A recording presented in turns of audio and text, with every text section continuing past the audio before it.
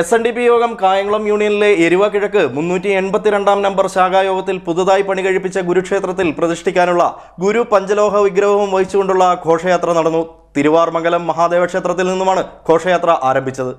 SNDP യോഗം കായംകുളം യൂണിയനിലെ എരുവ കിഴക്ക് 382 number ശാഖായോഗത്തിൽ പുതുതായി പണി കഴിപ്പിച്ച ഗുരുക്ഷേത്രത്തിൽ പ്രതിഷ്ഠിക്കാനുള്ള ഗുരു പഞ്ചലോഹ വിഗ്രഹവും വഹിച്ചുകൊണ്ടുള്ള ഘോഷയാത്ര നടന്നു. തിരുവാർമംഗലം മഹാദേവ ക്ഷേത്രത്തിൽ നിന്നുമാണ് ഘോഷയാത്ര ആരംഭിച്ചത്. ഭദ്രദീപ പ്രകാശനം നടത്തിയ ശേഷം ചെന്നിത്തല സൗത്ത് 1790 നമ്പർ SNDP ശാഖയുടെ സ്വീകരണം ഏറ്റുവാങ്ങി പര്യടനത്തിന് തുടക്കം കുറിച്ചു. തുടർന്ന് ചെന്നിത്തല 1790 ശാഖ, ഭഗവതിപ്പടി ഗുരുദേവ സമാജം, ചെറിയ പത്തിയൂർ ക്ഷേത്ര ഭാരവാഹികൾ എന്നിവർ സ്വീകരണം നൽകി. 360, 1264, 6242, 6456 എന്നീ ശാഖായോഗങ്ങളുടെ സംയുക്ത സ്വീകരണവും പത്തിയൂർ 83 നമ്പർ പത്തിയൂർ മുസ്ലിം ജമാഅത്ത്, പത്തിയൂർ 326, എരുവ പടിഞ്ഞാറ് 4239 ശാഖകൾ, 319 ശാഖ, മേജർ ശ്രീകൃഷ്ണസ്വാമി ക്ഷേത്ര ഭാരവാഹികൾ, ശിവഗിരി തീർത്ഥാടന SNDP ശാഖ 4745 എന്നിവയും സ്വീകരണം നൽകി. ഘോഷയാത്ര ശാഖ അതിർത്തി ചുറ്റി കർണേൽ ജംഗ്ഷനിൽ എത്തിച്ചേർന്നു.